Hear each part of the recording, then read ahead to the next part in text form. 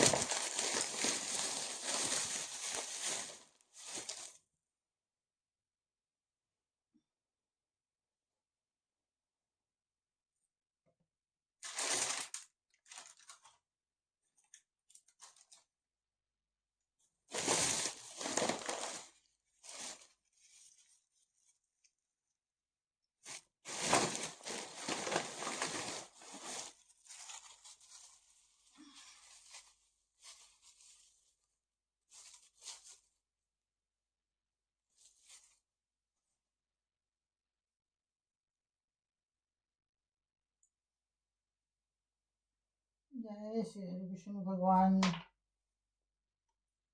मैं कंदूल चढ़ा रही हूँ, तो मनोकामना पूर्ण कीजिएगा, गलती के लिए क्षमा कीजिएगा।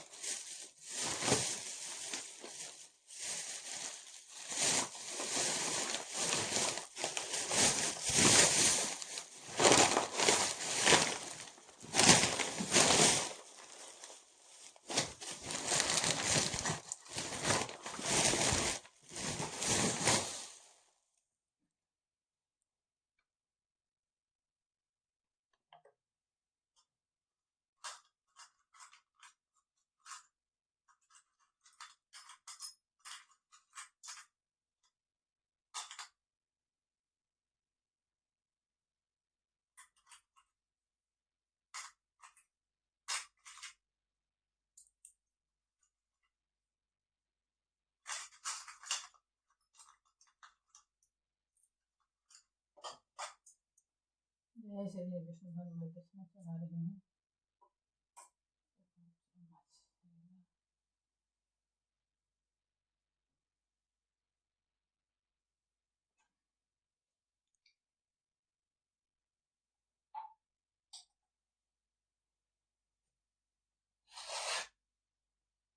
जय श्री हरि गणेश लक्ष्मी भगवान और शंकर भगवान और नवग्रह भगवान और विष्णु भगवान की पवित्र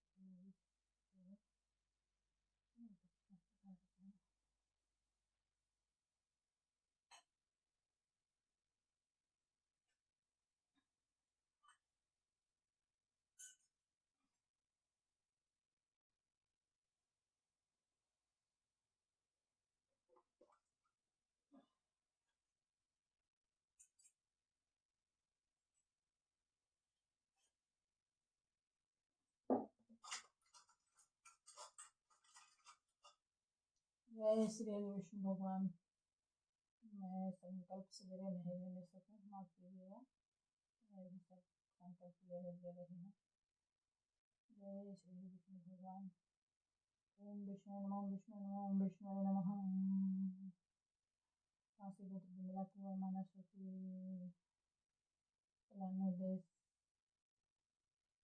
पलामू जिला और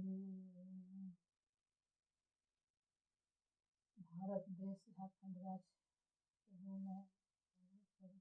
मनोकामना पूर्ण कीजिएगा। मैं संकल्प ले रही हूँ।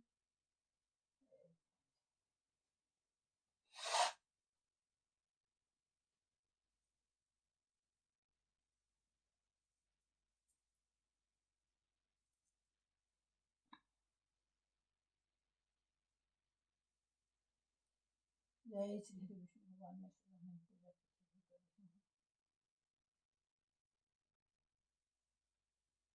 जय श्री श्री विष्णु भगवान। मैं एक माला की जाप कर रही हूँ। मेरी माता की पूजा कीजिएगा। आज मैं एकादशी व्रत की हूँ, इसलिए मैं व्रत कर रही हूँ। मुझको क्षमा कीजिएगा। बेटी की तबीयत खराब था, उनके पास कुछ हो गया तो मैं ध्यान दिए। माफ कीजिएगा, मुझको क्षमा कीजिएगा। इसी तरह घर में बनाए रखिए। ओम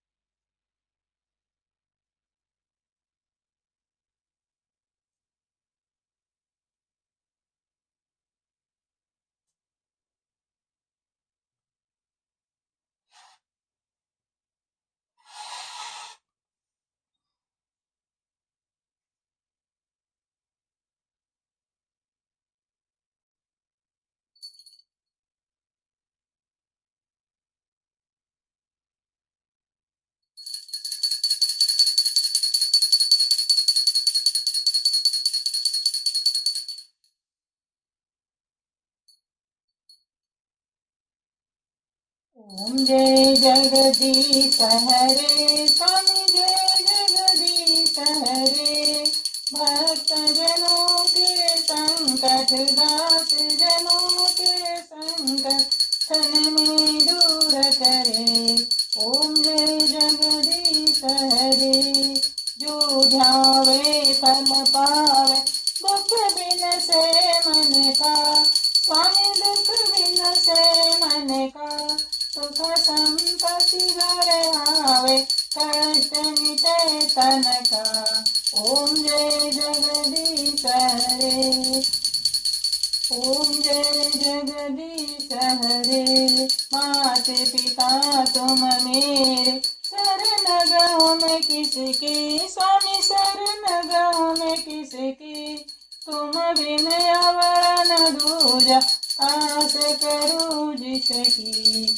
ओम जय जगदीश हरे, स्वामी जय जगदीश हरे।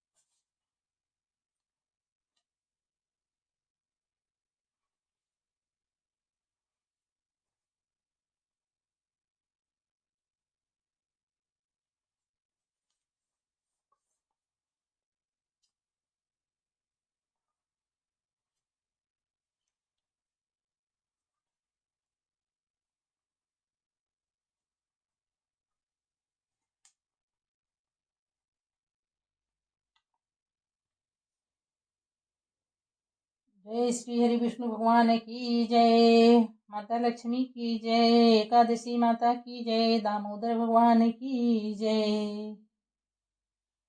आज एकादशी व्रत में निर्जला व्रत कर रही हूँ और आज तक्षशिला एकादशी व्रत महात्म्य में मैं कथा कहने जा रही हूँ, आप लोग जरूर सुने।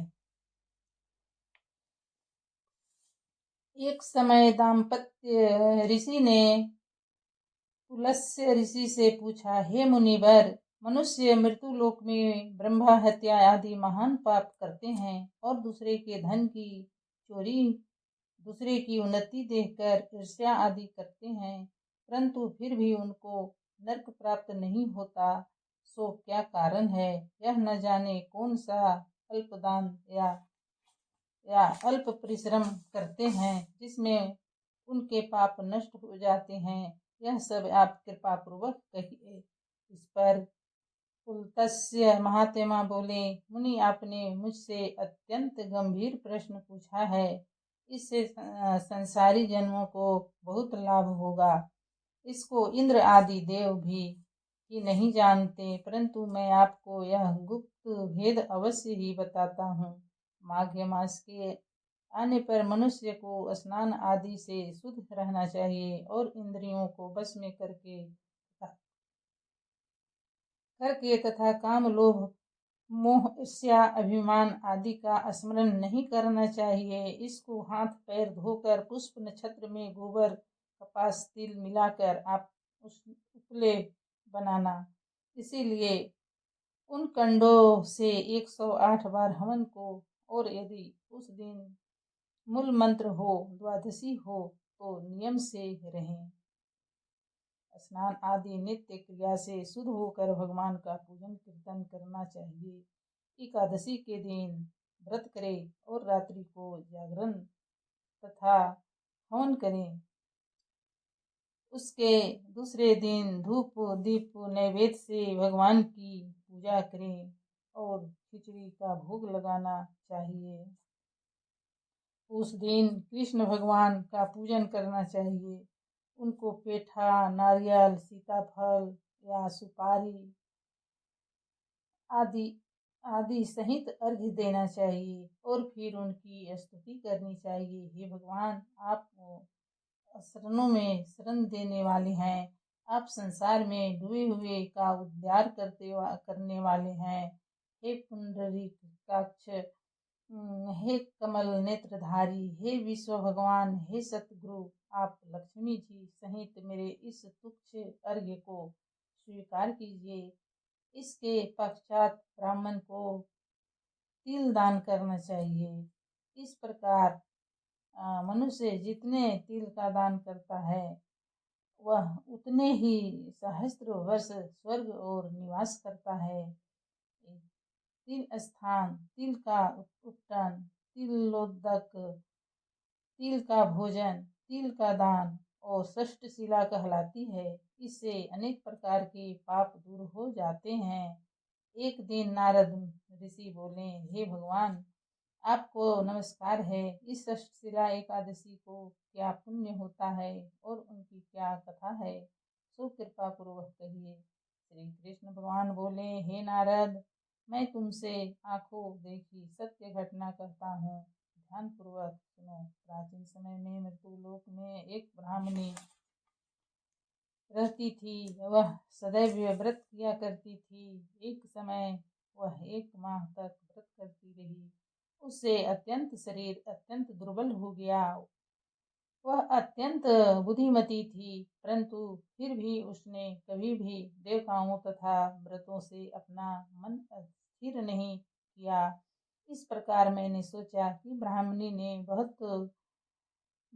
ने व्रत आदि से अपना शरीर शुद्ध कर लिया है और इसको वैष्णव लोक भी मिल जाएगा, परंतु इसने कभी अन्न दान नहीं किया, इससे इसकी तुष्टि होना कठिन है। ऐसा सोचकर मैं मृत्यु लोक में गया और उस ब्राह्मणी से अन्न मांगा। वह बोली, हे महाराज, आप यहाँ किस लिए आए हैं? मैंने कहा, मुझे भिक्षा चाहिए। इस पर उसने मुझे 1 मुट्ठी का पिंड दे दिया। मैं उसे लेकर स्वर्ग लौट आया। कुछ समय बीतने पर यह ब्राह्मणी भी शरीर त्याग कर स्वर्ग आई। मिट्टी पिंड के प्रभाव से उसे उस जगह एक आम वृक्ष सहित गृह मिला, परंतु उसने गृह को अन्य वस्तुओं से शून्य पाया। यह घबराई हुई मेरे पास आई और कहने लगी, हे भगवान, मैंने अनेकों व्रत आदि से आपकी पूजा की है, परंतु फिर भी मेरा घर वस्तुओं से रहित है, सो क्या कारण है? मैंने कहा, तुम अपने गृह को जाओ और दैव स्त्रियों तुम्हें देखने आएगी। जब तुम उनसे षष्ठ शिला एकादशी का पुण्य और विधि सुन लो, तभी द्वार खोलना। भगवान के ऐसे वचन सुनकर वह अपने घर को गई है और जब देव स्त्रियां आई और द्वार खुलवाने लगी, तब वह ब्राह्मणी बोली कि आदि आप मुझसे देखने आई है तो षष्ठशिला एकादशी का महात्म्य कहिए। उनमें से एक देवी स्त्री बोली, सुनो, मैं कहती हूँ। जब उसने षष्ठशिला एकादशी का महात्म्य सुना दिया, तब उसने द्वार खोला। देव स्त्रियों ने उसको सब स्त्रियों से अलग पाया। उस ब्राह्मणी ने भी देव स्त्रियों के कहे अनुसार षष्ठशिला का व्रत किया और इसके प्रभाव से उसका गृह धन्य धान से भरपूर हो गया। अंत मनुष्य को मूर्खता त्याग कर षष्ठशिला एकादशी का व्रत करना चाहिए। इससे मनुष्य को जन्म जन्म में आरोग्यता प्राप्त हो जाती है। इस व्रत से मनुष्य के समस्त पाप नष्ट हो जाते हैं। जय श्री हरि विष्णु भगवान की जय। एकादशी माता की जय। दामोदर भगवान की जय। लक्ष्मी मैया की जय।